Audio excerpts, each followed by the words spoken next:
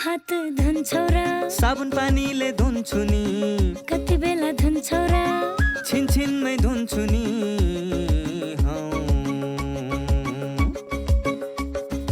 घरमा पस्दा अफिस पस्दा सधैँ धुन्छु हात कोरोनालाई यसै गरी भगाइदिन्छु म त घरमा पस्दा अफिस पस्दा सधैँ धुन्छु हात कोरोनालाई यसै गरी भगाइदिन्छु म त भान्सा छिर्नु अगाडि खाना खानु अगाडि जहाँ त्यही छोएपछि हातले छोपी खोकेपछि हात धुन्छौ र साबुन पानीले धुन्छु नि कति बेला धुन्छौ र छिनछिनमै धुन्छु नि कोरोनाबाट बच्ने 3 उपायहरू। व्यक्ति व्यक्ति बीच 2 मिटर टाढा बस्ने, घरबाट बाहिर निस्कँदा मास्क लगाउने र बेला बेलामा साबुन पानीले मिच्ची मिच्ची 20 सेकेन्डसम्म हात धुने। कोरोनाबाट आफू पनि बचौँ र अरूलाई पनि बचाउँ। दर्शकवृन्द नमस्कार। कार्यक्रम स्वस्थ जीवनको यो श्रृङ्खलामा यहाँलाई हार्दिक स्वागत छ। आज पनि हामी हरेक दिन यो कार्यक्रम लिएर उपस्थित हुने गर्छौँ। कार्यक्रम एनटिभी प्लस, एनटिभी कोहलपुर र एनटिभी इटहरीबाट नियमित प्रसारण हुने गर्छ। तर फरक फरक समयमा यो 1 घण्टाको कार्यक्रम हो। हामी विभिन्न सामग्रीहरू यहाँ प्रस्तुत गर्ने गर्छौँ, तर स्वास्थ्यसँग सम्बन्धित हुनेछन् ती सामग्रीहरू। नेपाल सरकार स्वास्थ्य तथा जनसङ्ख्या मन्त्रालय, राष्ट्रिय स्वास्थ्य शिक्षा सूचना तथा सञ्चार केन्द्र र नेपाल टेलिभिजन बीचमा सहकार्य भई निर्माण एवं प्रसारण हुने गर्छ यो कार्यक्रम। कार्यक्रमका मुख्य विषयवस्तु भनेका विज्ञहरू रहने गर्छन्। विज्ञहरूका जानकारी भनाइहरू नै हामी यस कार्यक्रममा बढी प्रस्तुत गर्ने गर्छौँ। ती सँगसँगै नीति निर्माण तहमा भएका नयाँ नयाँ निर्णयहरू, बनेका नीतिहरूको पनि यहाँ समीक्षा गर्ने गर्छौँ अनि अरू विभिन्न विषयमा जानकारीमूलक सामग्री पनि प्रस्तुत गर्ने गर्छौँ। के भएका छन् स्वास्थ्य क्षेत्रमा नयाँ प्रयोगहरू, के उपलब्धिहरू हासिल भएका छन् अनि के कमजोरी भएका छन् कता हो, यी विषयमा पनि हामी खोजनीति गर्छौँ। समृद्ध नेपाल सुखी नेपाली भनेर हामीले पछिल्लो समयमा जुन राष्ट्रिय आकाङ्क्षा सङ्घालेका छौँ, सबैले एउटा सपना देखेका छौँ, त्यसलाई पुरा गर्नको लागि स्वास्थ्य पनि आधारभूत कुरा हो भनेर नै यो कार्यक्रम हामीले सुरुवात गरेका हौँ। नेपालको संविधानको मौलिक हकमा नै स्वास्थ्यलाई राखिएको पनि छ। अर्थात् हरेक नेपाली नागरिकले आधारभूत स्वास्थ्य सेवा निःशुल्क पाउनुपर्छ भनिएको छ। हरेक नेपाली नागरिकले त पाइरहेका छन् कि छैन त, यो पनि खोज्ने गर्छौँ हामी यो कार्यक्रममा। आज पनि हामीसँग यस्तै केही जानकारीमूलक सामग्रीहरू बढिरहेका छन्। आउनुहोस् ती सामग्रीतिर प्रवेश गरौँ।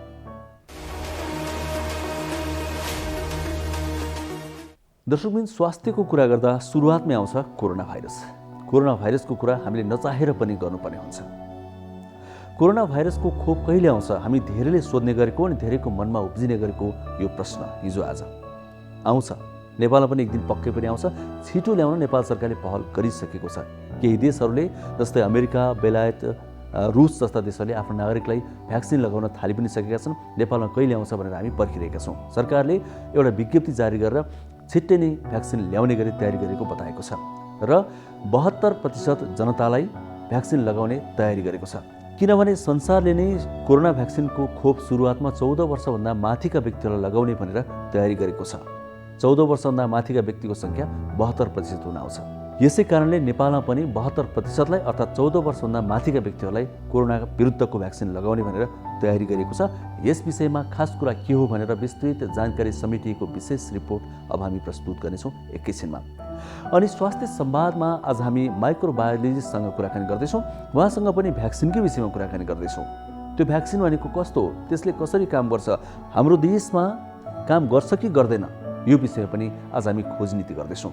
त्यसै गरी हामीले विभिन्न चेतनामूलक सामग्रीहरू, लामा छोटा सामग्री सँगसँगै अन्तिममा केही अनुभवहरू पनि समेट्ने गरेका छौँ। आज एउटा फरक खालको अनुभव यहाँ हामी समेट्दैछौँ। यदि कुनै बालबालिकालाई कोरोना सङ्क्रमित भयो भने अभिभावकलाई कस्तो हुन्छ, त्यो बेलामा कसरी ध्यान दिनुपर्छ, यो विषयमा पनि आज हामी एउटा अनुभव समेट्नेछौँ। आजको कार्यक्रममा यस्तै यस्तै सामग्रीहरू हामीसँग रहनेछन्।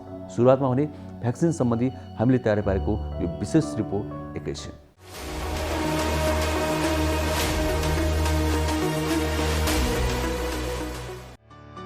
सरकारले 72% नागरिकलाई खोप उपलब्ध गराउने गरी तयारी अघि बढेको बताएको छ। स्वास्थ्य तथा जनसङ्ख्या मन्त्रालयले कोरोना खोप उपलब्ध गराउने तयारीबारे विज्ञप्ति मार्फत जानकारी दिँदै 72% जनतालाई खोप उपलब्ध गराउने गरी तयारी अघि बढेको बताएको हो। अहिलेसम्म विश्वमा बनाइएका कोरोना विरुद्धका सबै खोप 14 वर्षमाथिका उमेर समूहलाई लक्षित गरी बनाएको छ। नेपालमा 14 वर्षमाथि उमेर समूहको जनसङ्ख्या 72% मात्रै छ। मन्त्रालयका प्रवक्ता प्राध्यापक डाक्टर जागेश्वर गौतमले द्रुत गतिमा खोप ल्याउनका लागि 8वटा छुट्टा छुट्टै कार्यदल बनिसकेको र त्यसले आवश्यक कामका लागि अघि बढाइरहेको बताउनु भएको छ। उहाँले कोभिड खोप उपलब्धताका लागि कोभ्याक्स एसोसिएट्स मार्फत आवश्यक समन्वय समेत गरिरहेको बताउनु भएको छ। कोभ्याक्स एसोसिएटले कुल जनसङ्ख्याको 20%लाई खोप दिने बताएको छ। त्यसमा पनि पहिलो चरणमा 3% फ्रन्टलाइन वर्करलाई दिने गरी उपलब्ध गराइने जानकारी दिएको थियो। सरकारले खोप उत्पादन गर्ने राष्ट्रहरूलाई यसअघि नै कूटनीतिक नोट पठाएको छ। बेलायत, रसिया, अमेरिकाले कोभिड विरुद्धको खोप लगाउन सुरु गरिसकेका छन्। नमस्कार, म डाक्टर गणेश गुरुङ, म हाड जोड्ने विशेषज्ञ। म के भन्छ भने अब हामीसँग चाहिँ उमेर अनुसार हाड जोड्नेको समस्याहरू चाहिँ हुनसक्छ। मैले अघि नै भने बच्चाहरूलाई चाहिँ जङ्क फुडहरू नखानिदिनुहोस्। धेरै हाम्रो बच्चाहरू जङ्क फुड खान चाहिँ आजकल धेरै नै छन्। तिनले गएर अल्टिमेटली उसको हाड जोड्नेमा चाहिँ असर गर्न सक्छ र स्पेसली हाड कमजोरहरू हुनसक्छ, मसलहरू कमजोर हुनसक्छ र भोलि गएर त्योभन्दा पनि गएर उसको पछिलाई त्यसले असर गर्न सक्छ। र अर्को कुरा, बच्चाहरूलाई ओभर फिडिङ पनि नगरिदिनुहोस्, किनभने ओभर फिडिङ हुनु साथै उनीहरूलाई चाहिँ ओबिसिटी हुनसक्छ। अहिले हाम्रो देशमा पनि यो बच्चाहरूको ओबिसिटी जुन किसिमको मोटापनको चाहिँ अवस्था धेरै आइरहेको छ, त्यो हुनलाई चाहिँ हामीले रोक्नु पर्छ। त्यसले पनि अल्टिमेटली गएर चाहिँ हाड जोड्नेलाई असर गर्न सक्छ।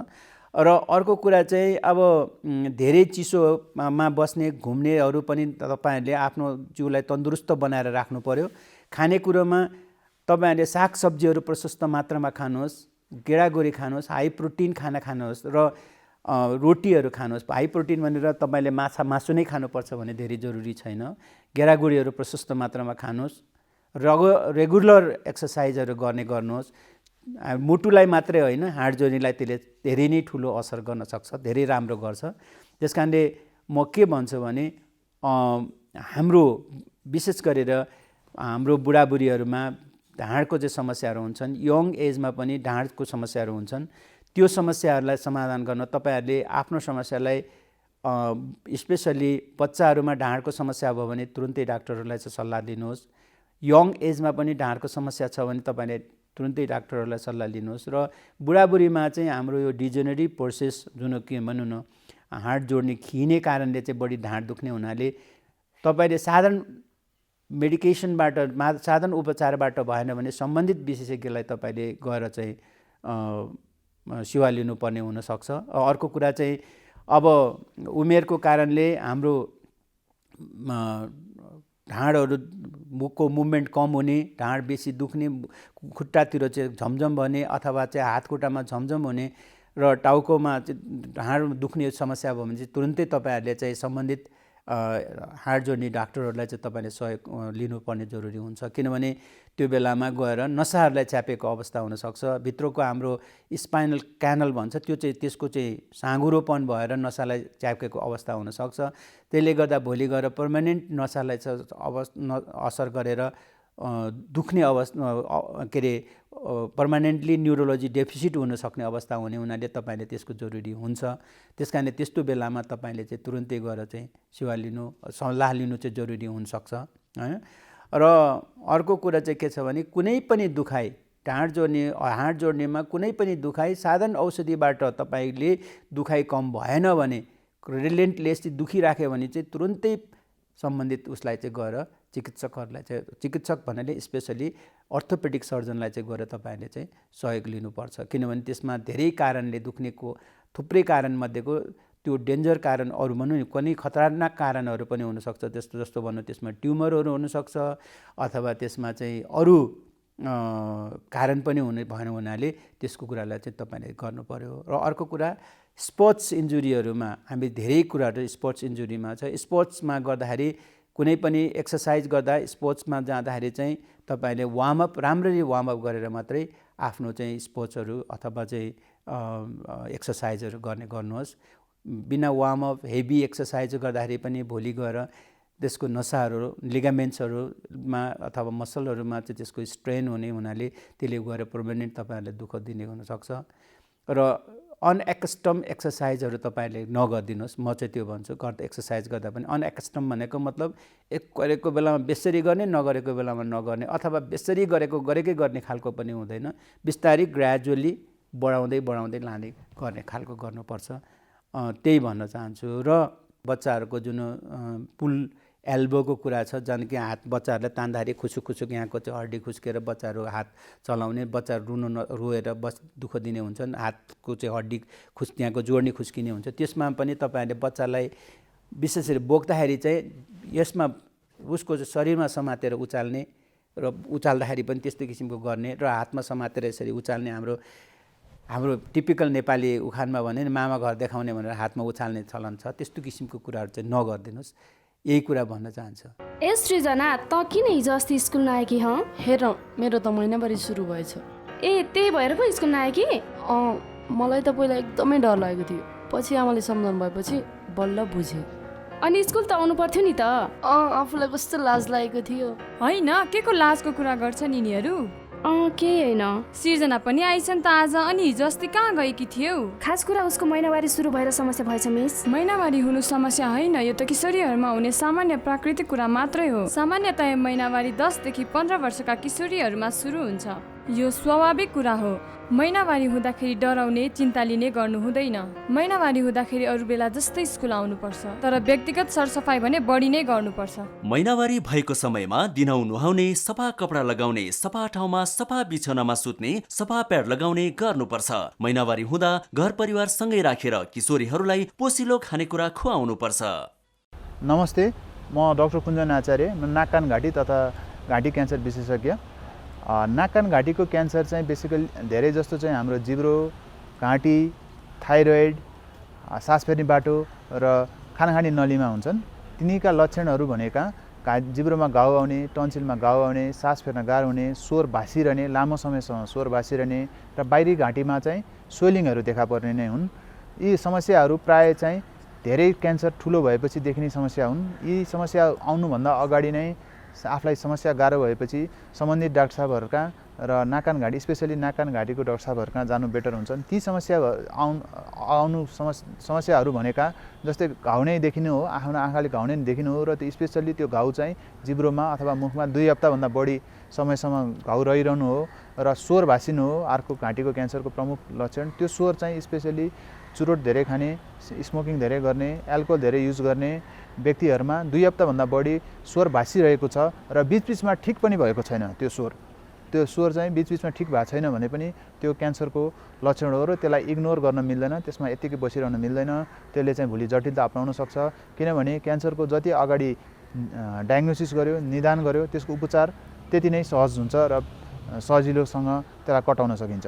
अर्ली स्टेजमा डायग्नोसिस गर्यो भने त्यसको रिजल्ट राम्रो हुन्छ। लेट स्टेजमा डायग्नोसिस भएपछि बिरामीलाई पनि धेरै अपरेसन, बिजुली सेक्ने, किमोथेरापीहरू युज गर्नुपर्ने हुनाले त्यसको जटिलता बढ्दै जान्छ र मोर्टालिटी बाँच्ने चान्स पनि कम हुँदै जान्छ। त्यस्तै गरेर घाँटीको क्यान्सरमा अर्को प्रमुख क्यान्सर हुने हामीले देख्ने थाइरोइडको क्यान्सर हो। थाइरोइडको क्यान्सरको एकदम राम्रो क्यान्सर हो। राम्रो क्यान्सर भन्न खोजेको क्यान्सर भए तापनि यसको निदान चाहिँ गरेर उपचार गरेपछि धेरै मान्छेहरू चाहिँ ठिक हुन्छन्। यो क्यान्सरले चाहिँ मान्छेको जिउ जानै नोक्सान गर्ने, थाइरोइडको क्यान्सरले जिउ जानै नोक्सान गर्ने चाहिँ अरू क्यान्सरको तुलनात्मक रूपमा एकदमै कम हुन्छ। जस्तै थाइरोइडको क्यान्सरको सिम्टम चाहिँ हाम्रो घाँटीमा स्वेलिङ हुनु हो र कहिलेकाहीँ स्वेलिङ हुनु अगाडि नै थाइरोइड क्यान्सर भइसकेको हुन्छ। हामीले थाइरोइड फङ्सन टेस्ट भन्ने टेस्ट गर्छौँ। त्यो टेस्ट गर्दाखेरिमा कहिलेकाहीँ हाइपोथाइरोइडिजम देखिएको खण्डमा पनि थाइरोइडको अल्ट्रासाउन्ड गरेर हेर्नुपर्ने हुन्छ। त्यो हेरेपछि त्यहाँ थाइरोइडमा केही गिर्खागुर्कीहरू छन् कि छैनन्, क्यान्सरको केही लक्षण छ कि छैन भनेर प्रष्ट देख्न सकिन्छ र सुरुमै उपचार गऱ्यो भने यसलाई हामीले कन्ट्रोल गरेर राख्न सक्छौँ। दर्शकवृन्द, कोरोना भाइरस विरुद्धको खोप त अब आउने भयो।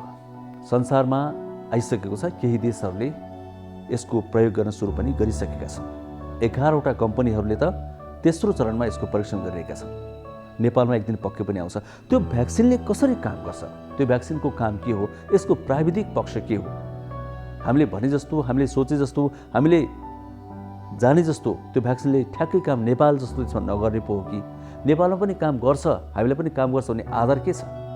यो विषयमा अलिकति प्राविधिक कुरा गर्दैछौँ। आज एकजना माइक्रोबायोलोजिस्टसँग हामीले कुराकानी गरेका छौँ। उहाँले यो भ्याक्सिनको प्रभावकारिताको विषयमा हामीलाई विस्तृत रूपमा बताउनु भएको छ। जुन भ्याक्सिन आउँदैछ भनेर हामी पर्खिरहेका छौँ, बेगर प्रतीक्षा गरिरहेका छौँ, त्यो भ्याक्सिनले हामी कहाँ कसरी काम गर्छ, गर्छ कि गर्दैन, यो त खोज्नु पर्यो। आज हामी त्यही कोसिस गर्दैछौँ। आउनुहोस् अबको स्वास्थ्य संवाद त्यसै विषयमा।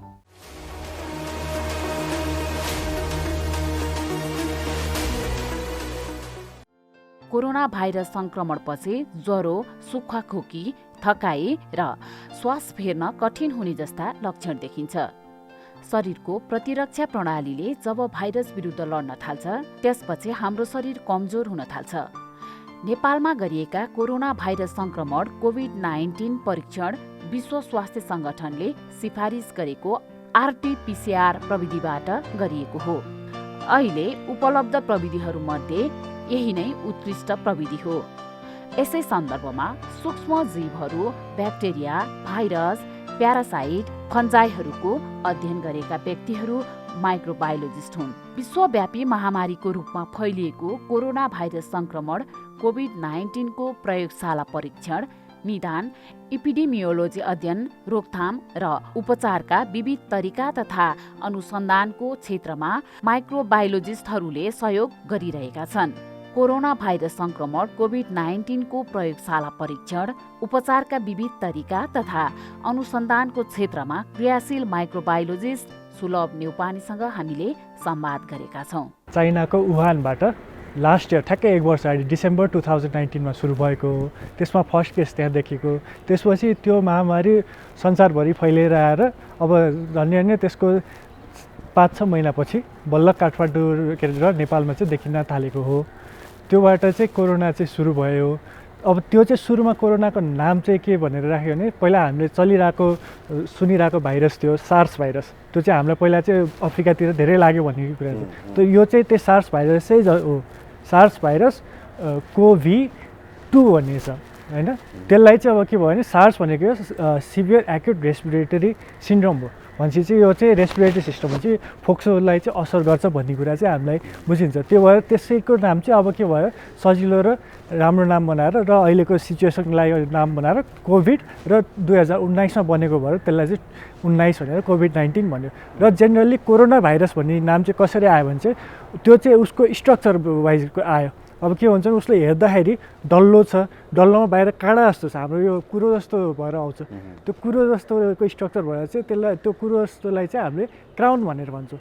क्राउन स्ट्रक्चर भएर कोरोना भनेको चाहिँ ल्याटिनमा चाहिँ क्राउन भयो। त्यो भएर त्यो क्राउन जस्तो देखिने भएर सिपेज जस्तो देखिने भएर त्यसलाई चाहिँ कोरोना भाइरस भनेर हामीले भनेको। त्यो कस्तो देखिन्छ, कसरी त्यो त्यस्तो कसरी भयो होइन, त्यो अलिकति त्यसको डिटेल चाहनु। यो अब यसको चाहिँ अब सुरुमा यो ग्लोबुलर स्ट्रक्चरको हुन्छ। यो चाहिँ अब डिफ्रेन्ट टाइप अफ भाइरसेसहरू हुन्छ। भाइरसहरूको स्ट्रक्चर फरक फरक भएर आउँछ। अब कुनै कुनै हामीले पहिला बालबालिकाले साइन्समा पढ्दाखेरि चाहिँ यस्तो रुख जस्तो चाहिँ ब्याक्टेरियोफाज भनेर पढाएको छौँ। त्यो पनि डिफ्रेन्ट टाइप अफ भाइरस हुन्छ। अब यो चाहिँ ग्लोबुलर स्ट्रक्चर भयो र कुरो जस्तो बाहिरपट्टि चाहिँ स्पाइकहरू पनि निस्किन्छ। जस्तो स्पाइक प्रोटिन भन्ने हुन्छ बाहिरपट्टि। उनीहरूको चाहिँ टुप्पी निस्किया जस्तो काँडा। अब सबैले टिभीमा र पत्रिकामा जताततै हामीले कोरोना भाइरसको कार्टुनहरू पनि देखाएको छौँ। यस्तो काँडा भएको भयङ्कर डरलाग्दो छ हो, त्यो स्ट्रक्चरै त्यस्तो हुन्छ। अब भित्र चाहिँ अब उसको चाहिँ लिपिडको लेयर हुन्छ। लिपिड भनेर चाहिँ अब यो चिल्लो पदार्थ फ्याटहरूकै लेयर हुन्छ। त्योबाट भाइरस जुनले चाहिँ एक्चुअली चाहिँ शरीरमा छिर्न मद्दत गर्छ त्यो चाहिँ बाहिरको काँडाहरूले गर्दा त्यसले गर्दा चाहिँ हाम्रो फोक्सोमा गएर जोडिन सक्छ। त्यो भएपछि चाहिँ त्योसँग एट्याच भएर बल्ल चाहिँ हामीलाई चाहिँ असर गर्ने हुनाले त्यो स्ट्रक्चर चाहिँ हाम्रो छ त्यो भाइरसको। हजुर, यो कोरोना भाइरस चाहिँ एकदमै यो नयाँ भाइरस हुनाले चाहिँ धेरै मान्छेहरूमा कन्फ्युजन छ क्या, कसरी सर्छ भनेर। कहिलेकाहीँ चाहिँ एकदमै धेरै हिँडिडुल गर्ने मान्छेलाई पनि सरिरहेको हुँदैन, कहिलेकाहीँ चाहिँ एकदम घरमा बसिरहने मान्छेलाई पनि सरिरहेको हुन्छ। एक्ज्याक्टली यो सर्छ चाहिँ कसरी? हजुर, सुरु चाहिँ यो अब चमेराबाट मान्छेमा सरेको भने सुरुमा चाइनामा त्यो खबर हो। त्यसपछि चाहिँ अब कसैलाई लागेपछि चाहिँ अब यो चाहिँ हाम्रो के हुन्छ भने दुई तर्फबाट सर्छ। जस्तो अब एउटा चाहिँ हावाबाट ड्रपलेट्सबाट जुन चाहिँ त्यो डाइरेक्ट ड्रपलेट छैन तर डस्ट पार्टिकल हुन्छ हाम्रो धुलोहरू हुन्छ धुलोमा चाहिँ गएर उडेर बसिरहेको हुन्छ त जुन चाहिँ हामीले सास फेर्छौँ कसैले लागेको छ भने एउटा त्योबाट सर्ने माध्यम हुन्छ अरू के भन्छ भने जुन चाहिँ सामानहरू हामीले कमन सामानहरू छुन्छौँ त्योबाट नि सर्नु हुन्छ जस्तै अब हाम्रो यो स्टिल भयो होइन अनि आइरन भयो त्यसमा 3 दिनसम्म हाम्रो कोरोना भाइरस चाहिँ अलाइभ हुनसक्छ होइन र अब काठको र कार्डबोर्डहरूमा चाहिँ 24 घन्टासम्म 1 दिनसम्म चाहिँ त्यो अलाइभ हुन्छ भनेपछि चाहिँ सर्ने माध्यम चाहिँ त्यो भयो र अब मेन कुरा भन्नुपर्दा चाहिँ हाम्रो सर्ने भनेको के हो अब रेस्पिरेटरी सिस्टम हाम्रो श्वास प्रश्वासबाटै सर्ने हो मेन कुरा त्यो चाहिँ अब हातले छोएर चाहिँ यता छोयो हुनसक्छ अब के हुन्छ भने यसमा चाहिँ डेटाको अनुसार चाहिँ हाम्रो एकचोटि हातछु गर्दाखेरि त्यसमा 40,000 जति हाम्रो ड्रपलेट्सहरू आउँछ छिकमा जो थुकको छिटाहरू आउँछ हरेक एक छिटामा 3 लाखसम्म कोरोना भाइरस हुनसक्छ त्यतिसम्म हाम्रो सिभियर हुन्छ त्यति सानो हुन्छ र त्यति धेरै हुनसक्ने हुनाले चाहिँ अब यो चाहिँ फैलिन सक्ने चाहिँ सम्भावना हुने हुन्छ इन्ट्रेस्टिङ कुरा है एकपटक हाँस्यौँ गर्दा 40,000 ड्रपलेट्स हजुर सम्म र एउटा ड्रपमा चाहिँ 3 लाखसम्म कोरोना भाइरस हजुर भनेपछि यो त एकदमै इन्ट्रेस्टिङ कुरा भयो हजुर सास फेर्दा चाहिँ सर्दै सर्दैन सास फेर्दा चाहिँ त्यसै सर्दैन कि यस्तो अब मास्क लगाएर बस्नु पर्यो किनभने सास फेर्दा पनि अब डाइरेक्ट यसरी इयरबोन चाहिँ हुँदैन भनेर चाहिँ इन्फर्मेसन अहिलेसम्म आएको छैन र त्यसको डेटाहरू पनि छैन तर के भन्छ सकेसम्म नजिक चाहिँ अब हामीले के गर्छौँ भने फिजिकल डिस्टेन्सिङ मेन्टेन गर सोसियल डिस्टेन्सिङ मेन्टेन गर भन्छ किनभने एटलिस्ट 6 फिट या 2 मिटरको दूरी अप्नाएपछि त्यो चाहिँ डाइरेक्ट गएर हामीले बोल्दाखेरि पनि थुक त पास हुन्छ देखि लिएर गएर भाइरसहरू ब्रिड गर्दाखेरि त्यो सर्नलाई चाहिँ हामीले त्यसरी चाहिँ टाढा राख्न सकिन्छ भनेर चाहिँ त्यो गरिन्छ हामीले हजुर स्टिलहरूमा चाहिँ यहाँले 3 दिनसम्म रहन्छ भन्नुभयो होइन मेटलहरूमा काठहरूमा चाहिँ कति दिन काठमा चाहिँ 24 घन्टासम्म रहनु चाहिँ हजुर तथ्याङ्क चाहिँ त्यस्तो छ हजुर हजुर अब यो कोरोना भाइरसले असर चाहिँ कसरी गर्छ असर गर्ने यसको प्रोसेस के हुन्छ होइन कसैलाई लक्षण देखिन्छ कसैलाई देखिँदैन कसैलाई असर गर्छ धेरै कसैलाई गर्दैन होइन यसले असर गर्ने मेकानिजम चाहिँ के हो हजुर अब यो चाहिँ अब यस्तो अब सास फेरेर हाम्रो शरीरमा छिर्ने भयो अब यसको चाहिँ स्ट्रक्चर यस्तो त्यो अघि मैले भनेको थिएँ काँडाको स्ट्रक्चर भनेको थिएँ यो चाहिँ अब हाम्रो के भन्छ तालचा र साँचो जसरी मेकानिजममा छिर्छ लक एन्ड की मेकानिजम भन्छ त्यसले गर्दा चाहिँ हाम्रो चाहिँ उसको चाहिँ रिसेप्टर साइड हुन्छ हाम्रो बडीको चाहिँ जुन चाहिँ लङ्समा एल्भियोलाई हुन्छ जसले चाहिँ अक्सिजन र कार्बन डाइअक्साइड एक्सचेन्ज गर्छ हाम्रो सास फेर्दा जुन चाहिँ फेर्छौँ हामीले त्यहाँ चाहिँ हाम्रो के हुन्छ भने एल्भियोलाईमा चाहिँ त्यो रिसेप्टर साइट हुन्छ त्यो चाहिँ हाम्रो उसको त्यो काँडा जस्तोलाई चाहिँ उसले समात्ने ठाउँ हुन्छ त्यहाँ गएर ह्यान्डसेक गर्छ अब साथी भएर उसले चाहिँ आफ्नो सेल हाम्रो सेल हुन्छ होइन बडी त्यसमा छिर्न दिन्छ उसलाई अब ऊ भित्र छिरेपछि उसलाई के भने त्यहाँ चाहिँ अब ऊ गएपछि त्यहाँको हाम्रै बडीको रिसोर्सेसहरू हाम्रै बडीको शक्ति प्रयोग गरेर ऊ आफू मल्टिप्लाई गर्दै जान्छ ग्रो गर्दै जान्छ अब प्रजनन गर्दै जान्छ अब यतिसम्म ठुलो हुन्छ कि त्यो हाम्रो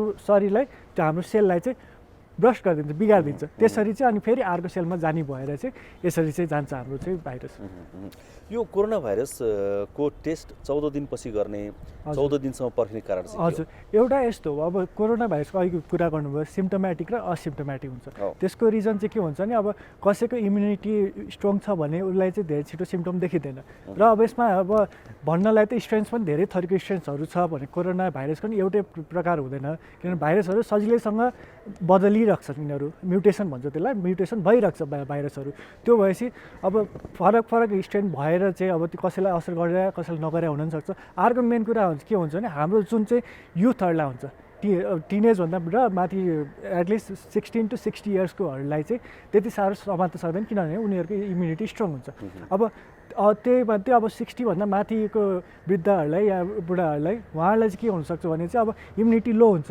इम्युनिटी लो भएपछि त्यसले चाहिँ सिधै अलिकति सजिलो अप्लाई गर्न सक्ने हुन्छ अब यसमा चाहिँ कसरी एफेक्ट हुन्छ भने चाहिँ अब भाइरस छिर्यो भाइरसलाई एट्याक गर्ने अर्गानिजम भाइरसलाई डिस्ट्रोय गर्ने हाम्रो एन्टिबडिज भनिन्छ त्यो हाम्रो शरीरमै हुन्छ हाम्रो व्हाइट ब्लड सेल भन्नेबाट चाहिँ त्यसको चाहिँ विभिन्न प्रकारहरू हुन्छ अनि त्यसबाट चाहिँ हामीलाई चाहिँ शरीरबाट चाहिँ त्यसलाई चाहिँ मारिदिन्छ तर के हुन्छ भने अब यो नयाँ भाइरस भयो नयाँ भाइरस भएपछि हाम्रो शरीरमा पहिला कोही छिर्यो भने पहिलोपटक छिर्दाखेरि खोप लगाइन्छ हामीले फ्लू सटहरू भ्याक्सिनहरू लगाइन्छ नि त्यो लगाएपछि के भयो भने त्यो चाहिँ भाइरस के हामीले भाइरस जस्तै तर भाइरसको त्यो काम चाहिँ नगर्ने दुःख नदिने चिज चाहिँ हामीले हालिन्छ भ्याक्सिनमा चाहिँ त्यो हालेर चाहिँ हामीले चाहिँ के हुन्छ भने पहिले बडीलाई चाहिँ ल यस्तो चिज आउँछ हाम्रो डिफेन्स मेकानिजम हाम्रो चाहिँ यो शक्ति चाहिँ बढाइसकेको हुन्छ अब के हुन्छ नि अब कोरोना भाइरस चाहिँ नयाँ भाइरस भयो ऊ आएपछि के हुन्छ नि हाम्रो बडीमा चाहिँ ल अब आयो है भनेर भयो अब बडीको पहिलो रेस्पोन्स के हुन्छ त्यसलाई गर्नलाई ठिक बनाउनलाई चाहिँ के हुन्छ नि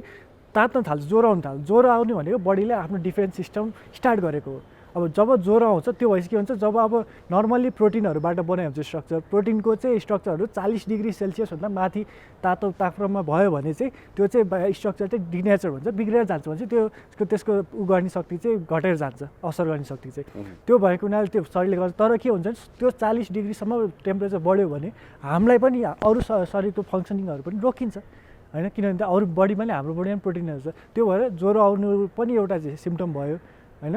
तर के भयो भने अब त्यो आयो र कसैलाई चाहिँ के हुन्छ भने आएर 2-4वटा भाइरस छिर्यो, अब त्यो भाइरस त जबसम्म विकसित भएर धेरै मल्टिप्लाई भएर धेरै नभइन्जेलसम्म त त्यसको सिम्टम्सहरू त देखिँदैन नि त। अब इन्क्युबेसन पिरियड भने त्यही हो र असिम्टोमेटिकलाई पनि त्यो फेजलाई पनि असिम्टोमेटिक फेज पनि भन्न मिल्छ। अब त्यो बसेर अब त्यत्रो टाइममा प्रोलिफरेट भएर ग्रोथ भएर उनीहरू फैलिएर अब असर गर्दै गयो भने चाहिँ अब के हुन्छ मान्छेलाई सास फेर्न गाह्रो हुन्छ। सास फेर्न किन गाह्रो हुन्छ नि, अब हाम्रो त्यो लङ्सको फोक्सोको एल्भियोलाई भन्ने त्यहाँबाट चाहिँ यति फाइन त्यहाँ ब्लड भेसल्सहरू हुन्छ, क्यापिलरिज भन्छ, त्योबाट चाहिँ अक्सिजन र कार्बन डाइअक्साइड मजाले पास हुनसक्छ। अब के गर्छ त्यहाँको सेल्सलाई चाहिँ कोरोना भाइरसले गरेर यो अघि मैले भनेको थिएँ त्यहाँ भित्र छिर्छ र त्यहाँ आफै बढेर त्यहाँको रिसोर्स युज गरेर आफू त्यो सेललाई डिस्ट्रोय गर्छ। भने चाहिँ के भयो हामीले चाहिँ हाम्रो शरीरले अक्सिजन चाहिँ लिन सक्ने भएन, कार्बन डाइअक्साइड फाल्न सक्ने भएन। अब त्यो भएपछि के हुन्छ हामीलाई श्वास प्रश्वास फेर्न गाह्रो पर्ने हुन्छ। अब त्यसमा इम्युन रेस्पोन्सले के एफेक्ट गर्छ भने सुरुमा अब आयो भाइरस लाग्यो, भाइरस लागेर हामीलाई अब गाह्रो हुन थालेपछि हाम्रो के हुन्छ बडीले चाहिँ ल यसको लागि चाहिँ तयार गर्छ, हामी पुलिस फोर्स तयार गर्छ, आर्मी फोर्स तयार गर्छ। अब आर्मी चाहिँ जान्छ त्यहाँ, अब लड्नलाई के हुन्छ कस्तो दुश्मन आयो पहिला हेर्छ, त्यो दुश्मनलाई मिल्ने ठाउँमा चाहिँ अब अघि मैले भने त्यो यस्तो सेपको बाहिरको त्यो काँडा काँडा जस्तो सेपको त्यसमा चाहिँ गएर चाहिँ अब हाम्रो बडीको सेलै गएर त्यो बडीको व्हाइट ब्लड सेल हुन्छ त्यसलाई चाहिँ एडाप्टिभ इम्युन रेस्पोन्स भन्छ, त्यो गएर त्यहाँ एट्याच भइदिन्छ। भनेपछि त्यो के हो भने त्यो गरेर त्यो एट्याच भएपछि त्यो भाइरस चाहिँ हाम्रो सेल्सहरूमा चाहिँ जुन चाहिँ लङ्स सेलमा चाहिँ एट्याच हुन पाएन। त्यो एट्याच भएर चाहिँ अब अर्को के हुन्छ व्हाइट ब्लड सेल कि अर्को फर्म हुन्छ म्याक्रोफेजेस भन्ने, त्यसले चाहिँ के गर्छ इन्गल्फ गरिदिन्छ त्यसलाई भाइरस चाहिँ समेतलाई र त्यो उसलाई पनि एडाप्टिभ रेस्पोन्सलाई पनि, अनि इन्भल्भ गरेर त्यसलाई चाहिँ अब डिस्ट्रोय गरिदिन्छ। त्यो हो अब त्यसरी चाहिँ ग्रेजुअली आफै पनि ठिक हुने हो। अब जसले चाहिँ त्यो आफ्नो इम्युनिटी लो छ र अब त्यो इम्युन रेस्पोन्स ढिलो हुँदै जान्छ, अब भाइरसले चाहिँ जित्यो, वारमा भाइरसले जित्यो भनेपछि चाहिँ के भइदियो भने चाहिँ अब मान्छेलाई गाह्रो हुने भयो, भनेपछि सास फेर्न गाह्रो भएर अब दुःख भएपछि त्यही सास फेर्न गाह्रो भएर मर्ने हो। नर्मल्ली अरू केही देखेर चाहिँ त्यसले चाहिँ मर्ने चाहिँ हुँदैन मान्छे। हजुर अब यो नयाँ भाइरस हुनाले धेरै कन्फ्युजनहरू होइन, धेरै मिसकन्सेप्सनहरू छन् क्या। अब एक्ज्याक्टली अहिले जोगिने विषयमा एसएमएस एकदमै पपुलर छ होइन, सोसल डिस्टेन्स, त्यसपछि मास्क, त्यसपछि सेनिटाइजर होइन, यो छ। यी तिनवटा मात्रै हो या अरू पनि हामीले ध्यान दिनुपर्ने कुरा केही छैन? यी त भइ नै हाल्यो होइन, कसरी जोगिने? सुरुमा चाहिँ अब यो सिम्पल कुरा के हो भने साबुन पानीले हात धुने होइन। हामी ल्याबमा काम गर्थ्यौँ, हामीले पनि किटाणुहरू धेरै चलाउनु पर्थ्यो, त्यसमा हामीले के गर्छौँ भने एउटा स्टेराइल जोन भनेर हामीले 2टा बर्नर बाँच्छ भने मैनबत्ती जस्तो बालेर राख्छौँ होइन। त्यो जोनमा के हुन्छ भने त्यो हिटले गर्दा चाहिँ सबै किटाणुहरू मर्छ भन्ने भयो। अब मेन चाहिँ अब हामीले त त्यो चलाइन्छ, हातले नचलाए पनि त्यहाँ लुपहरू भन्ने हुन्छ, त्यसले चाहिँ ब्याक्टेरियाहरू हामीले अब टाइफाइडकै ब्याक्टेरियाहरू पनि चलाउनु पर्ने हुन्छ।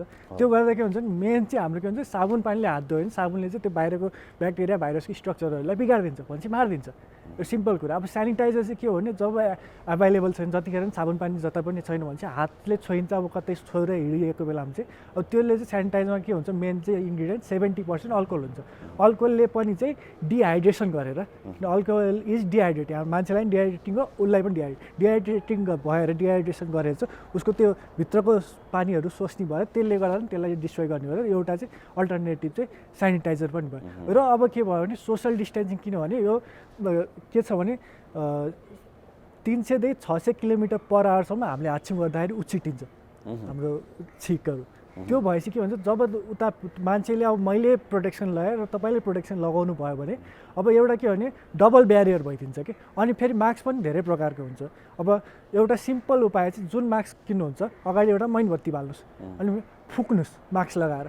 मैनबत्ती बालेर फुक्दाखेरि त्यो मैनबत्ती निभ्यो भने चाहिँ त्यो मास्क त्यति इफेक्टिभ छैन, प्रभावकारी छैन। अब त्यो मैनबत्ती निभेन भने चाहिँ त्यो चाहिँ प्रभावकारी छ भनेपछि डिफ्रेन्ट लेयर छ होइन। अब नर्मल्ली हाम्रो के चलिरहेको छ भने KN95 त्यो चाइनिज भयो, N95 अब इन्टरनेसनल ब्रान्ड भयो र हाम्रो सर्जिकल मास्कहरू चाहिँ त्यो इफेक्टिभ छ। अब कटन मास्कहरू चाहिँ त्यति साह्रो इफेक्टिभ हुँदैन, तर त्यसमा पनि हामीले लेयर वाइज लगायो भने कतै 3 लेयर 5 लेयरहरू छ भने त्यो चाहिँ जति ब्यारियर क्रिएट गर्यो र त्यो पनि भयो। प्लस अब के भयो भने हात चाहिँ मुखतिर छोइराख्नु भएन। सर्नी के हो हातको उसमा लागेर त्यो हातबाट सर्नी होइन, किनभने मैले अघि पनि भने त्यो लङ्सो त्यो एट्याच हुने साइडमा गएर यसो ह्यान्डचेक गरेर यसरी गरेर lock and Ki mechanism Talcha यसरी नै छिरेर मात्रै जान्छ, त्यो अरूतिरबाट छिर्दैन भनेपछि जहाँ अब मुखमा हात लगाइराख्ने छोइराख्ने हातमा नाकतिर आँखातिर कानतिर मुखतिर छोइराखे बानी छ भने चाहिँ त्यो चाहिँ घटाइयो भने चाहिँ त्यो सर्ने पनि घट्छ। र अरू के छ भने सजिलो उपाय अब खानपिनमा त भइहाल्यो होइन, तातो झोलिलो पदार्थ खान पऱ्यो भनेर र अब बाफ लिन पऱ्यो। हामीले के हुन्छ नि एउटा बाफले पनि के भन्छ नि स्टिमले पनि यो चाहिँ के भन्छ मोइस्ट हिट भन्छौँ कि यसले चाहिँ हाम्रो के गर्छ भने यसले पनि हाम्रो भाइरसहरू ब्याक्टेरियाहरूको चाहिँ स्ट्रक्चरलाई बिगारिदिन्छ, उनीहरूलाई मारिदिन्छ भनेपछि अब हामीले कि त्यो बाफ लिएपछि एउटा चाहिँ के भने दुईवटा फाइदा हुन्छ, एउटा त्यो मार्ने पनि भयो, अर्को के हुन्छ नि जब हामीले त्यो बाफ लिन्छौँ भित्र जो किटाणुहरूले असर गरेको हाम्रो के हुन्छ भने रियालहरू निकाले हुन्छ, बाफले चाहिँ त्यो हामीलाई एक्सक्रिट गर्न नि सजिलो हुन्छ, बाहिर निकालेर फाल्न पनि सजिलो भनेपछि दोहोरो बेनिफिट भयो। अनि त्यसले गर्दा चाहिँ हामीले बाफ पनि लिनुपर्ने भयो। र अब खानपिन र घाममा बस्ने त्यो सबै मिलाइयो भने चाहिँ बल्ल त्यसले चाहिँ ओभरअल चाहिँ र सकेसम्म भिडभाड नजाने, किनभने अहिले हाम्रो नेपालमा के छ भने एउटा मास्क लगाएर चाहिँ यस्तो महामारी छ, संसारमा मान्छे सबै मरेको छ, नेपालमै 25 लाख केसेस छ, जति 25 लाख जति केसेस छ र के अरे झन्डै 1800 से 1900 चाहिँ डेथ भइसकेको छ भनेपछि यो त सिभियर केस हो नि त। अब संसारभरि हामीलाई त बरु कम सतायो, विदेशमा चाइनामा त्यस्तो सतायो, अमेरिकामा सतायो, सबैतिर सतायो नि त। त्यो हिसाबले चाहिँ हाम्रो चाहिँ एउटा सिम्पल ब्यारियर मास्क मात्रै होइन, किनभने हामी ग्यास च्याम्बरमा छिर्नलाई टक्सिक ग्यास हुन्छ भने कस्तो गाह्रो लगाएर हिँड्छौँ, जब यत्रो महामारीलाई हामी एउटा मास्क मात्रै लगाएर हिँड्छौँ नि त्यो होइन। अब के हो आफैले आफ्नो सेफ्टीलाई ध्यान दिनुपर्ने हो, सकेसम्म मान्छेले नभेट्ने, टाढा जाने, भिडभाडको ठाउँमा नजाने र अफिसहरू जानु पऱ्यो सकेसम्म अनलाइनमा चाहिँ प्रस्थान गर्ने र सकेसम्म नभेट्दा चाहिँ त्यसले चाहिँ सुरक्षा दिन्छ। हजुर, र यहाँले जस्तै मास्कको कुरा गर्नु भने हजुर मैनबत्ती बाल्ने हजुर इक्जाम्पल दिनु भने फुक्ने, मैनबत्ती निभेन भने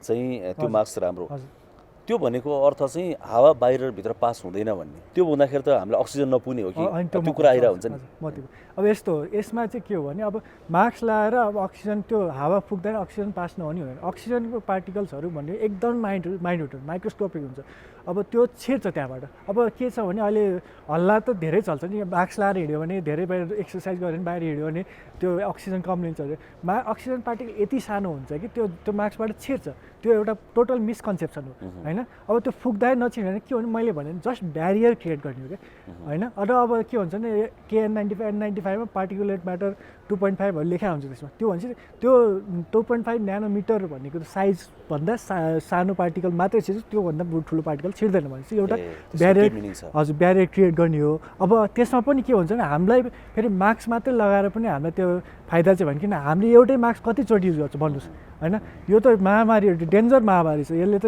दुखै दिन्छ। एउटा मास्क जेनरली कति घन्टासम्म प्रयोग गरिन्छ? अब डिस्पोजल मास्कहरू त एकैचोटि फाल्यो राम्रो होइन, तर हाम्रो के छ भने अब किनेर लगाइएपछि अब अलिक फोहोर नभइन्जेलसम्म लाउने र अब सकेसम्म घाममा सुकाउने, धोएर प्रयोग गर्ने, जति हामीले धोइयो जति अब त्यो त अब कतिसम्म हुन्छ भने कति चाहिँ हामी कोरोना भाइरसको बिरामीहरूसँग इन्टरेक्सन भएको छ त्यसमा भर पर्छ, किनभने इन्टरेक्सन कम छ भने त त्यो भाइरस लाग्ने भएन, र अब भिडभाडमा इन्टरेक्सन धेरै छ भने चाहिँ अब हुन्छ।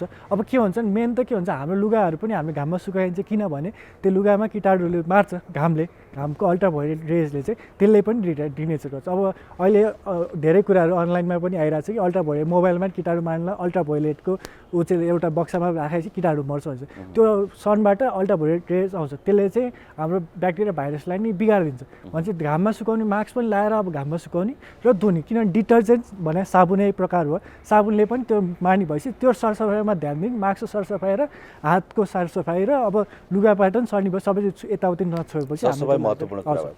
अब कोरोना भाइरसको सङ्क्रमण भइहाल्यो भनेदेखि चाहिँ हजुर कसरी बस्ने के गर्ने, आइसोलेसनमा बस्ने कुरा भइहाल्यो, त्यहाँ बस्दा पनि के कुरा ध्यान दिनु? यस्तो भयो अब पहिला चाहिँ अब कोरोना भाइरसको सिम्टम्समा जाउँ होइन, पहिला कसरी चाहिँ कोरोना भाइरस हो कि भन्ने कुरा थाहा पाउनु पऱ्यो, किनभने अब यस्तो सिचुएसन छ कि अहिले हाम्रो देशमा अरू रोगै छैन, हाम्रो भएको रोग जति कोरोना भाइरस मात्रै छ जस्तो चाहिँ गरेका छन् मान्छेहरूले, किनभने रोग त अरू भएको रोग त पहिलाको रोग त छँदैछ नि, हार्ट एट्याक हुन्छ, अब फ्लू हुन्छ, त्यो हुन्छ, तर अब सिम्टम्सहरू हेरेर चाहिँ अब आफूले पनि जज गर्नु पऱ्यो। अब पहिला चाहिँ अब जेनरल हुने चाहिँ ज्वरो आउने, जिउ दुख्ने र अनि त्यसपछि स्वाद जाने, स्मेल र टेस्ट जाने, त्यो भयो भने चाहिँ एउटा चाहिँ प्राइम फ्याक्टर चाहिँ सिम्टम चाहिँ त्यो भयो हाम्रो कोरोना भाइरस लाग्यो कि भनेर। त्यो बाहेक डायरिया हुने, अरू अन्य जिउ गल्ने, रिङ्गटा लाग्ने, टाउको दुख्नेहरू पनि हुन्छ। तर मेन चाहिँ यो हुन्छ। अब यो कस्तोलाई हुन्छ, अब कसैले रोग छ, अब डायबिटिजहरू छ, केही रोग चाहिँ इम्युनिटी कम्प्रोमाइज छ, एचआइभीहरू नै छ भने चाहिँ तिनीहरूलाई चाहिँ अलिक छिटै असर गर्ने भयो र कसैलाई असिम्टोमेटिकलाई यो भएर पनि कसैलाई चाहिँ त्यसले असर नगर्ने हुन्छ। अब जाउँ यसको लाग्यो भने के गर्ने। अब लाग्यो भने चाहिँ अब हाम्रो के छ कुरा, दुई प्रकारको कुरा हुन्छ यसमा चाहिँ। लाग्ला जस्तो आफूलाई सन्चो छैन र आफूलाई के हो भने जस्तो भयो भने चाहिँ हामी अब दुई आइदर आइसोलेसन भन्छौँ र क्वारेन्टाइन हुन्छ। फरक के हो, आइसोलेसन भनेर म बिरामी छु, म चाहिँ अरूबाट मेरो इम्युनिटी चाहिँ विक भएको छ, मलाई अरू रोग लाग्छ कि भनेर म छुट्टै बस्नु, आइसोलेसन हो होइन। क्वारेन्टाइन भने के हो, मलाई अब कोरोना भाइरस लाग्यो, म पनि आफू सेफ हुनु पऱ्यो, अरूलाई सर्न पनि दिन भएन भनेपछि म बसेँ क्वारेन्टाइनमा। भनेपछि क्वारेन्टाइनमा बस्दाखेरि अब के गर्ने, मेन त हामीले झोलिलो पदार्थ खान पऱ्यो। हाम्रो डाइटमा चाहिँ एकदमै ध्यान दिनु पऱ्यो। खानपिन राम्रो भयो भने त्यसले चाहिँ धेरै मद्दत गर्छ हाम्रो इम्युनिटी बुस्ट गर्नु। नर्मल्ली अब डक्टरहरूले चाहिँ के भनेको छ भने मल्टिभिटामिन्सहरू, भिटामिन बी, सी, डी, ई अनि त्यसपछि जिङ्क र क्याल्सियमहरू चाहिँ हाम्रो चाहिँ जुन चाहिँ अब डीमा चाहिँ क्याल्सियम पनि कहिले मिक्स भएर आउँछ र छुट्टै पनि आउँछ होइन।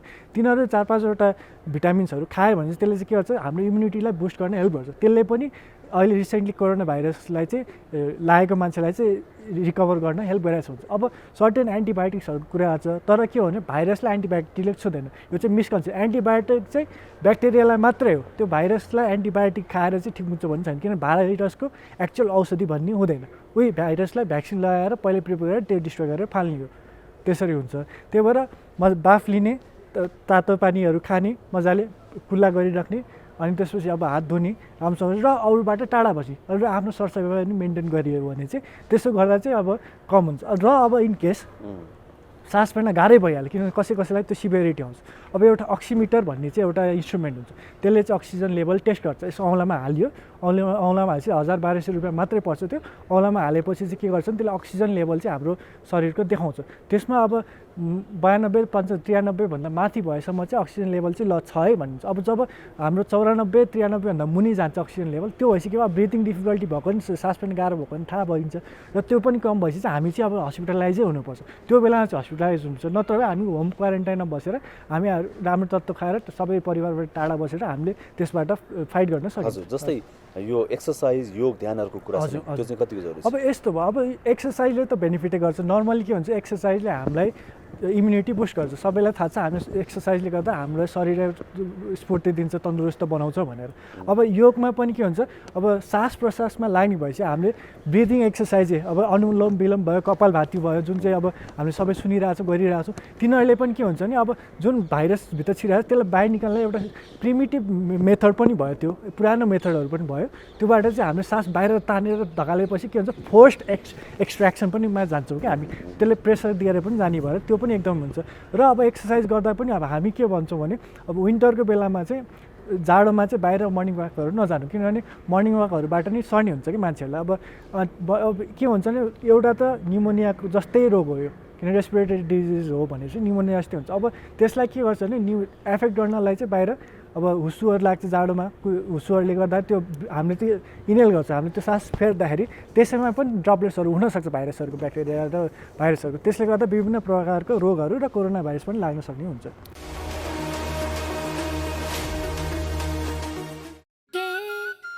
हात धुन्छौ र साबुन पानीले धुन्छु नि, कति बेला धुन्छौ र छिनछिनमै धुन्छु नि,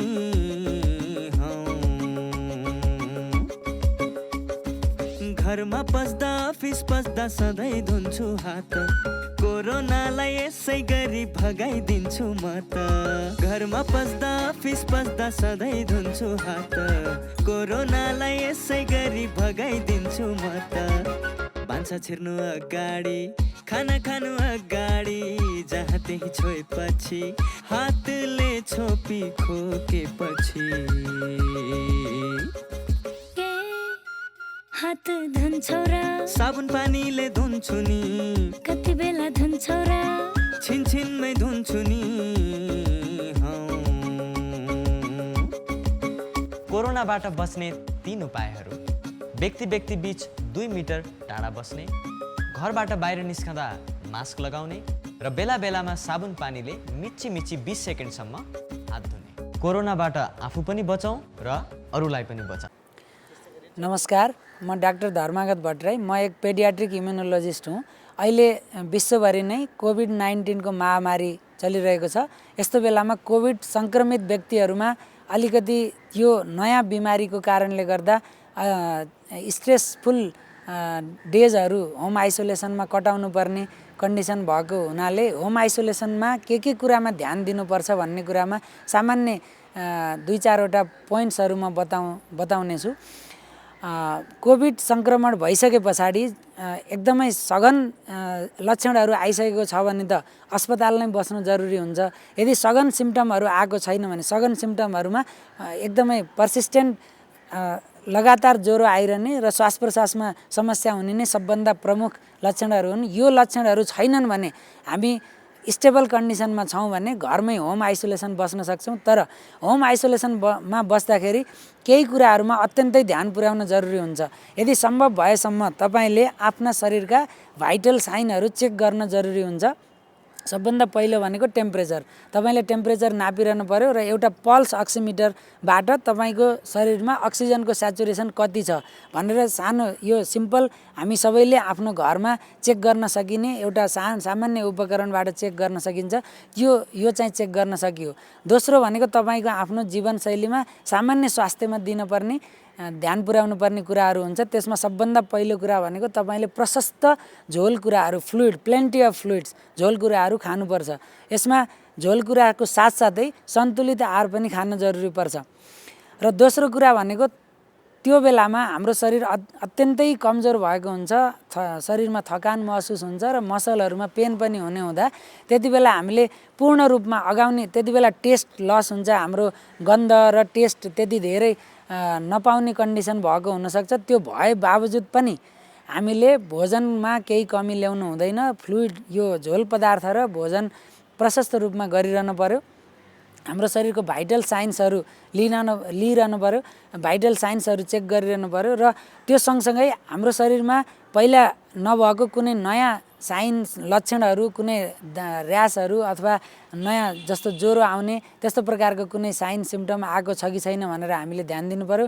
यो बाहेक हामीले दैनिक रूपमा स्वस्थ जीवनशैली अपनाउनको लागि जे गर्न सकिन्छ त्यो सबै हामीले गर्न सकिने भयो। यदि हामीमा पटक्कै लक्षण छैन भने हामीले व्यायाम पनि गर्न सकिन्छ। तर हाम्रो शरीरमा फ्याटिक छ, हाम्रोमा मायल्जिया छ भने त्यस्तो अवस्थामा त्यसले गर्दा प्रतिकूल असर पार्न सक्छ। त्यस्तो बेलामा हाम्रो शरीरले जति टोलरेट गर्न सक्छ त्यति मात्रै हामीले चाहिँ व्यायाम गर्नुपर्ने हुन्छ। र यस्तो बेलामा हामीले यो चाहिँ हाम्रो आफ्नो शरीरलाई बचाउने कुरा गऱ्यौँ भने त्यति बेला होम आइसोलेसनमा हामी हाम्रो शरीरमा कोरोना भाइरस भइरहने भएको कारणले गर्दाखेरि हामीबाट अरू कुनै व्यक्ति सङ्क्रमित हुन नदिनलाई त्यसमा एकदमै ध्यान पुर्याउनु पर्यो। सामाजिक दूरी कायम गर्नु पर्यो र आफूले युज गरेका शौचालयहरू घरको अरू सदस्यहरूलाई युज गर्न दिनु भएन। त्यसले गर्दा सङ्क्रमण फैलिन सक्ने सम्भावना हुन्छ। यति कुरा अपनाइयो भने चाहिँ हामीले आफूमा भएको सङ्क्रमण अरूमा फैलिनबाट बचाउन सकिन्छ। यसबाट हाम्रो व्यक्तिगत सुरक्षा पनि हुने भयो र हाम्रो परिवारका अरू सदस्यहरू यसबाट सङ्क्रमण हुनबाट बच्ने भए। यति कुरा हामीले ध्यान पुर्याउन सकियो भने हाम्रो होम आइसोलेसनको जुन अवधि छ त्यो चाहिँ सजिलोसँग कटाउन सकिन्छ। हाम्रो एक सन्तान छ, अर्को तुरुन्तै जन्माउने इच्छा छैन। त्यसैले परिवार योजनाको लामो अवधिका केही अस्थायी साधनहरूको बारेमा सल्लाह लिउँ भनेर आएको। तपाईहरु जस्तो लामो अवधिको गर्भान्तर गर्न चाहनेहरूको लागि इम्प्लान्ट वा आयुसिडी नै ठिक हुन्छ।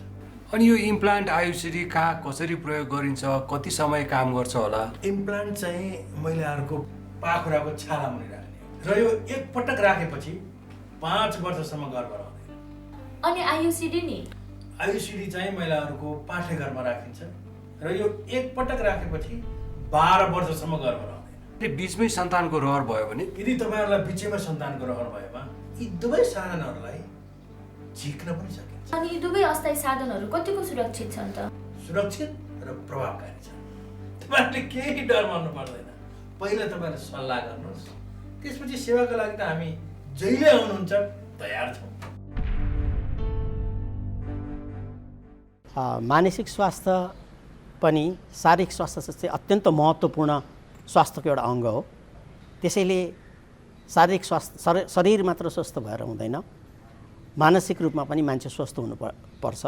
त्यसैले मानसिक स्वास्थ्य सम्बन्धी पनि हामी सजग हौँ र साथै विशेष गरेर यो कोभिड-19 को बेलामा जनमानसमा अलि डर बढी भएको, त्रास बढी भएको देखिएको छ।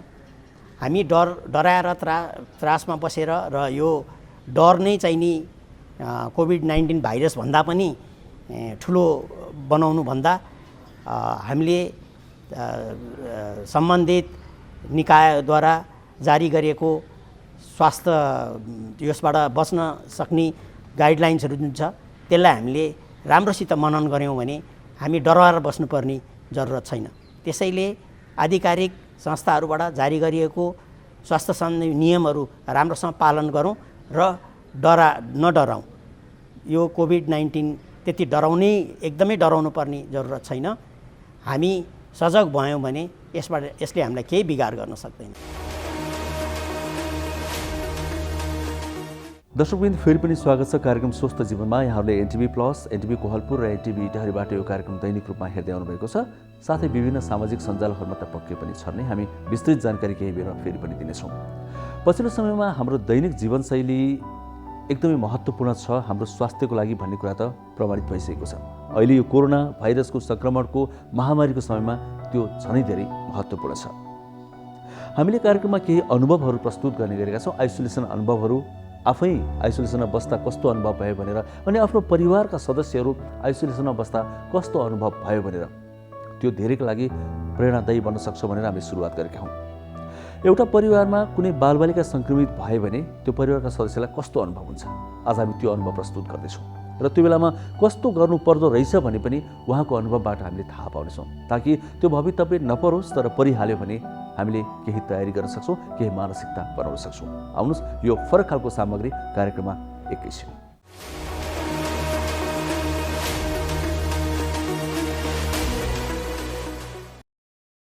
नमस्कार, म बसन्ती बास्कोला, पत्रकार।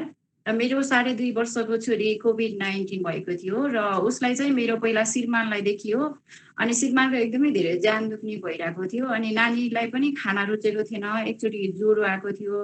हामीले चाहिँ अलि पछि पहिला चाहिँ हामी डराएका थियौँ, पहिला के भयो कि अनि कोरोना लागिहाल्यो कि भन्ने लागिरहेको थियो। जब हामीलाई पछि हामी उसलाई घरबाट बाहिर निकालेको पनि थिएनौँ, हामी पोखरा गइरहेको थियौँ अनि उसलाई चाहिँ नुनु नै छोडिरहेको थियौँ। त्यही भएको भएर उसलाई चाहिँ बाहिर नडुलाएको भएर कोरोना छैन भन्ने हामीलाई लागिरहेको थियो अनि हामीमा पनि त्यस्तो धेरै लक्षणहरू देखिरहेको थिएन।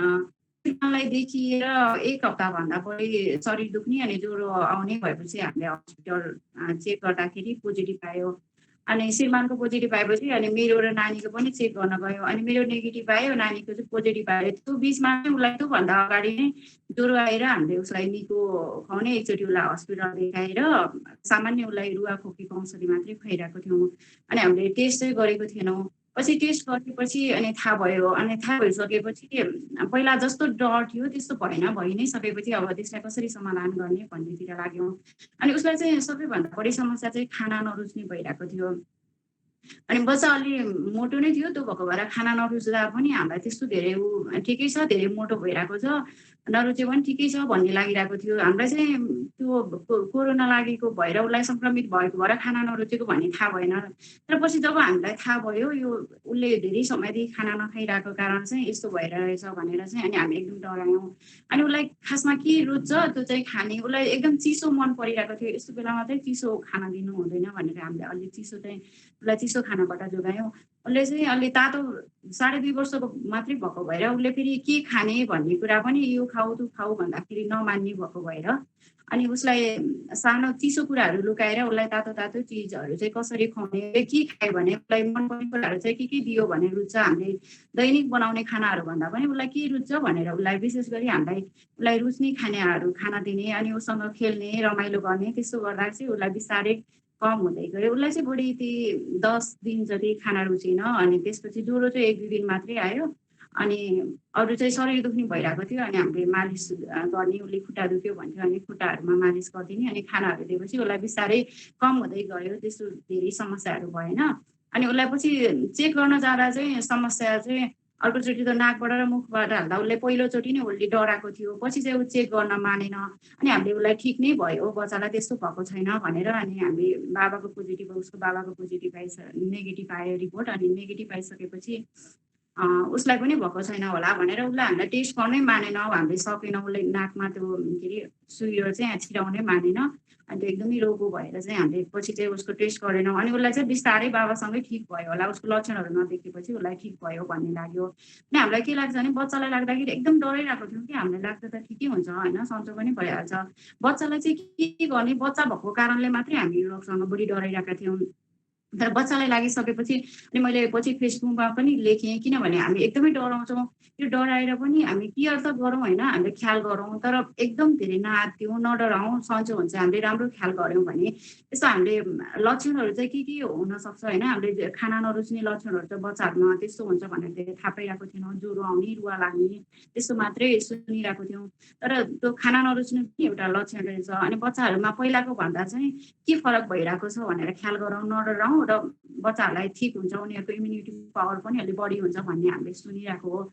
उनीहरूले चाहिँ त्यो रोगसँग लड्ने क्षमता चाहिँ बढाउँदै लगिरहेको हुन्छ भन्ने पनि सुनिरहेको। तर उसलाई चाहिँ ऊ एकदम स्वस्थ हुन पर्यो, उसलाई खाना पुग्नु पर्यो। त्यो भयो भने चाहिँ बच्चाहरूमा छिट्टै अझै अरू प्रौढ व्यक्तिहरूमा भन्दा बच्चाहरूमा छिट्टै एकदम निको हुन्छ भन्ने चाहिँ हाम्रो अनुभव छ। धन्यवाद।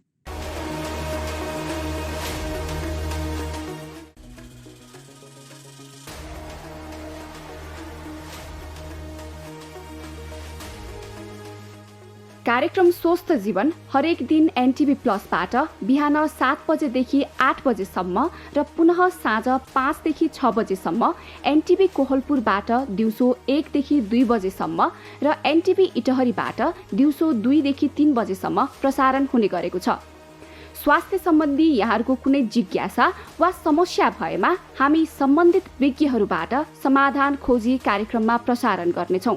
हामीलाई सम्पर्क गर्ने माध्यमहरू यस प्रकार छन्: फोन, एसएमएस तथा भाइबरको लागि 9843 52 93 97, इमेल swasthjivan@ntv.org.np। यस कार्यक्रमको बारेमा आफ्नो सल्लाह, सुझाव र प्रतिक्रिया पनि यहाँहरूले यिनै मार्फत दिन सक्नुहुनेछ। साथै कार्यक्रममा के कस्ता सामग्री, विषय वा विज्ञ समेट्नु पर्ला भन्ने विषयमा पनि सुझाव दिन सक्नुहुन्छ। कार्यक्रम यहाँहरूले सामाजिक सञ्जाल मार्फत पनि हेर्न सक्नुहुन्छ। YouTube Nepal television, mobile application Nepal television, Facebook facebook.com/neptv2041।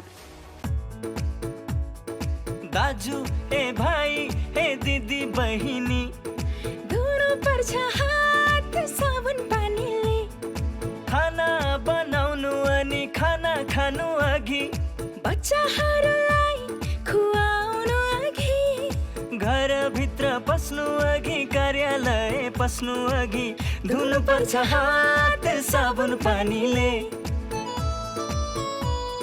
छोए हातले जहाँ त्यही फोहोर मैला छोएपछि, जीव जन्तुलाई छोए चलाएपछि, शौचालय गएपछि, बच्चालाई शौच गराएपछि, धुनु पर्छ हात साबुन पानीले। बेला बेलामा साबुन पानीले मिची मिची कम्तीमा 20 सेकेन्डसम्म हात धुऔँ। कोरोनाबाट आफू पनि बच्छौँ र अरूलाई पनि बचाउँ। युनिसेफ सङ्घको सहकार्यमा स्वास्थ्य तथा जनसङ्ख्या मन्त्रालय र एनसेलद्वारा जनहितमा जारी।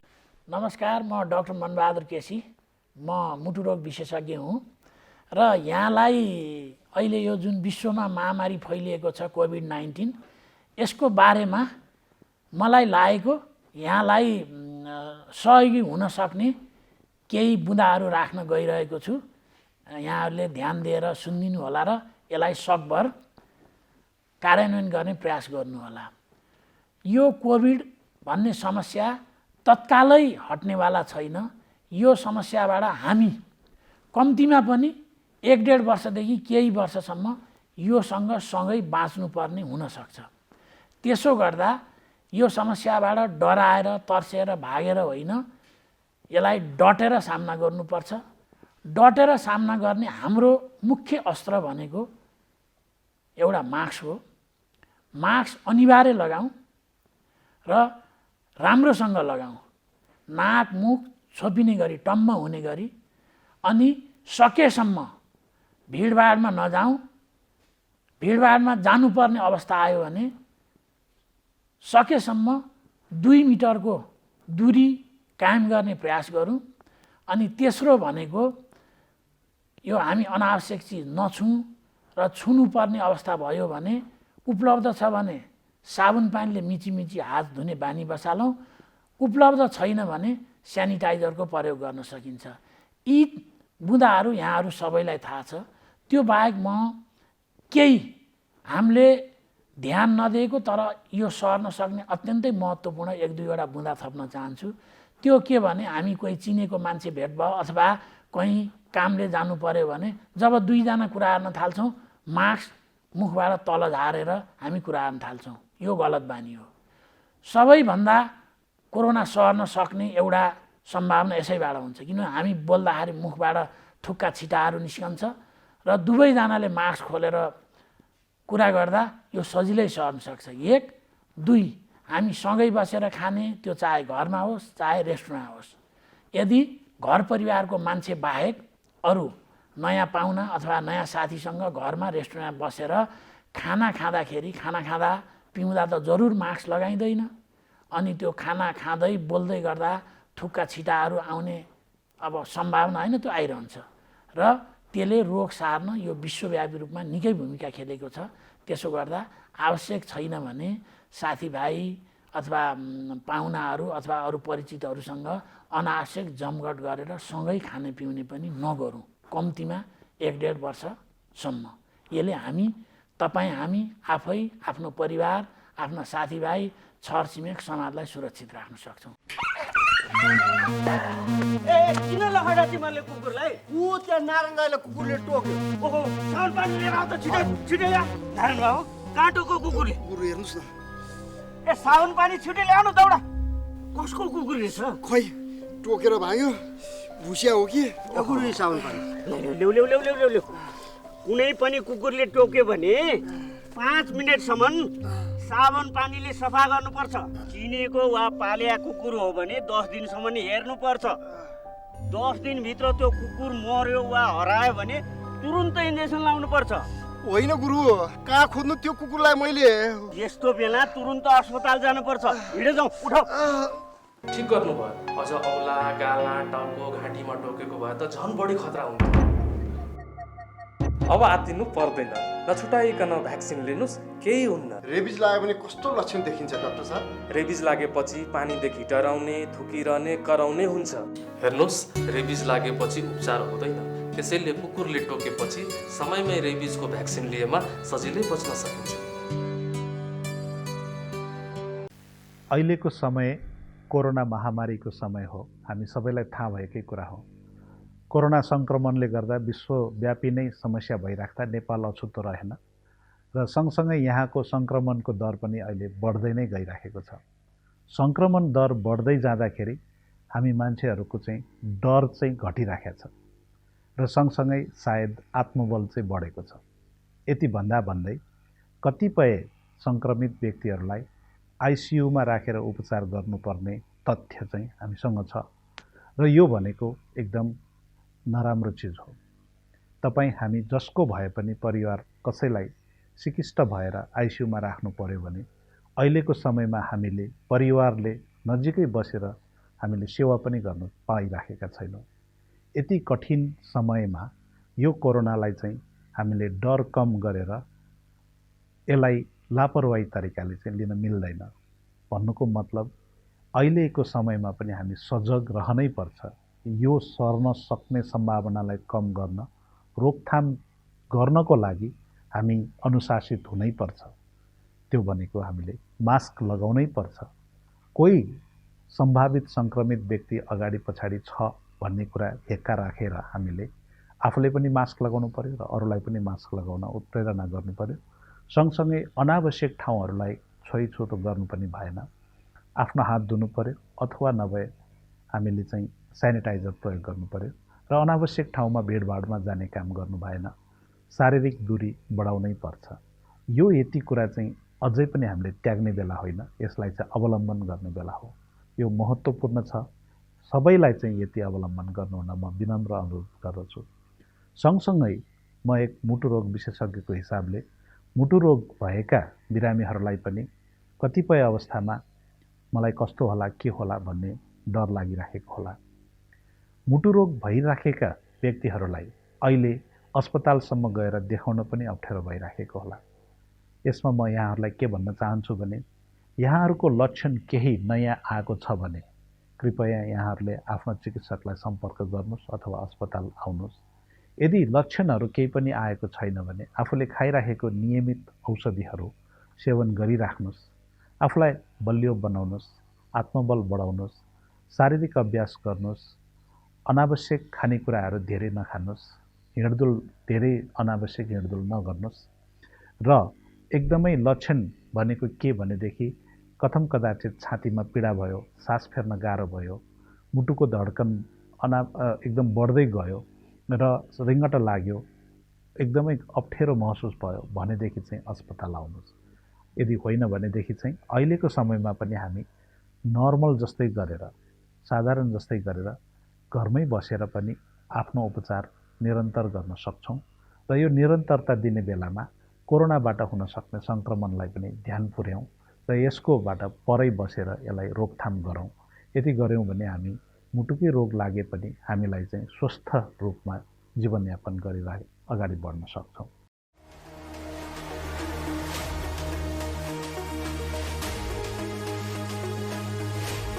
कार्यक्रम स्वस्थ जीवन हरेक दिन एनटिभी प्लसबाट बिहान 7 बजेदेखि 8 बजेसम्म र पुनः प्रसारण साँझ 5 देखि 6 बजेसम्म एनटिभी कोहलपुरबाट 1 देखि 2 बजेसम्म र एनटिभी इटहरीबाट दिउँसो 2 देखि 3 बजेसम्म प्रसारण हुने गरेको छ। स्वास्थ्य सम्बन्धी यहाँहरूको कुनै जिज्ञासा वा समस्या भएमा हामी सम्बन्धित विज्ञहरूबाट समाधान खोजी कार्यक्रममा प्रसारण गर्नेछौँ। हामीलाई सम्पर्क गर्ने माध्यमहरू यस प्रकार रहेका छन्। फोन, एसएमएस तथा भाइबरको लागि 98 43 52 93 97, इमेल swasthjivan@ntv.org.np। यस कार्यक्रमको बारेमा आफ्नो सल्लाह सुझाव र प्रतिक्रिया पनि यहाँहरूले यिनै माध्यम मार्फत दिन सक्नुहुनेछ। साथै कार्यक्रममा के कस्ता सामग्री, विषय वा विज्ञहरू समेट्नु पर्ला भन्ने विषयमा पनि सुझाव दिन सक्नुहुन्छ। कार्यक्रम यहाँहरूले सामाजिक सञ्जाल मार्फत पनि हेर्न सक्नुहुनेछ। YouTube Nepal television, mobile application Nepal television, Facebook facebook.com/neptv2041। कोरोनाबाट बस्नलाई हो बस्नलाई हो यो कुरा बुझौँ हामी सबैले, यो कुरा बुझौँ हामी सबैले।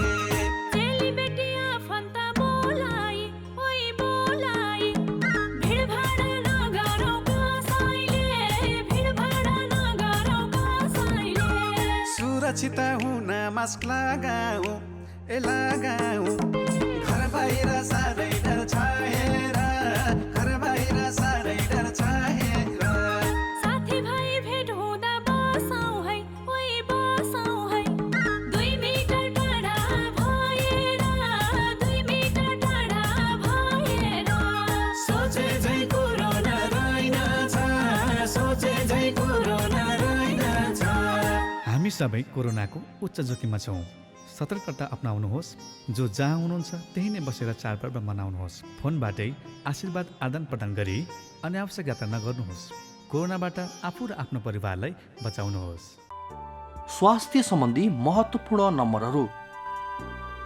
स्वास्थ्य सम्बन्धी कुनै पनि जानकारी र सहयोगका लागि स्वास्थ्य तथा जनसङ्ख्या मन्त्रालयका हटलाइन नम्बरहरू 1115 र 1133 वा मोबाइल नम्बर 98 512 55 839।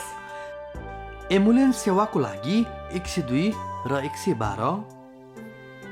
वैदेशिक रोजगारीको क्रममा स्वास्थ्यमा समस्या भएमा, अन्य सहयोग वा जानकारी आवश्यक परेमा श्रम, रोजगार तथा सामाजिक सुरक्षा मन्त्रालयको हटलाइन नम्बर 1141। शान्ति, सुरक्षा र अन्य सहयोगका लागि नेपाल प्रहरीको नम्बर 100। सशस्त्र प्रहरी बलको नम्बर 1114।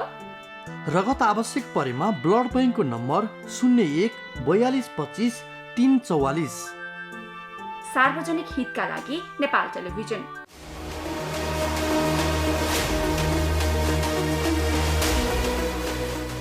दर्शकबिन समय सकिन आँटेको छ। कार्यक्रमबाट हामीले केही बेरमै बिदा माग्नुपर्छ। यो कार्यक्रम यहाँहरूले एनटिभी प्लस, एनटिभी कोहलपुर र एनटिभी इटारी बाहेक सामाजिक सञ्जालहरूमा पनि हेर्दै आउनुभएको छ। आफूलाई अनुकूलता परेको समयमा ती सञ्जालहरूमा हेर्न सक्नुहुन्छ। कार्यक्रम युट्युबमा हेर्न सक्नुहुन्छ, नेपाल टेलिभिजनको मोबाइल एप्लिकेसनमा हेर्न सक्नुहुन्छ, वेबसाइटमा पनि हेर्न सक्नुहुन्छ। फेसबुक पेज छ नेपाल टेलिभिजनको, नेपाल टेलिभिजन लेखिएको, त्यहाँ पनि हेर्न सक्नुहुन्छ। र हरेक दिन साँझ 5 देखि 6 बजीसम्म त्यो पेजमा हामी यो कार्यक्रम प्रत्यक्ष रूपमै पनि प्रस्तुत गर्ने गर्छौँ। कार्यक्रम कस्तो लाग्छ? सल्लाह प्रतिक्रिया पठाउँदै गर्नुहोला। हामी त्यसलाई मार्गदर्शक मानिसहरू अगाडि बढ्नेछौँ। अनि यहाँहरूका स्वास्थ्य सम्बन्धी कुनै जिज्ञासा प्रश्नहरू छन् भने पनि हामीलाई पठाउन सक्नुहुन्छ। नाम नभन्न पनि सक्नुहुन्छ। हामी तिनीलाई सम्बोधन गर्न विज्ञहरू डाकेर कुराकानी गर्नेछौँ, अर्थात् कार्यक्रमको विषयवस्तु त्यही बनाउनेछौँ। त्यसका लागि यहाँहरूले हामीलाई फोन गर्न सक्नुहुन्छ, एसएमएस गर्न सक्नुहुन्छ, भाइबर मार्फत जोडिन सक्नुहुन्छ, इमेल गर्न सक्नुहुन्छ। कुनै पनि माध्यम हामीले खुल्ला राखेका छौँ। हामी आजलाई बिदा माग्छौँ। खोप आउँदैछ, नआत्तियौँ, तर खोप नहुन्जेल सतर्क बनौँ, यहाँबाट फेरि पनि आग्रह गर्छौँ। आजलाई सबैजनालाई बिदा दिनुहोस्। भोलि आजकै समयमा फेरि भेटौँला। हस्त, नमस्ते।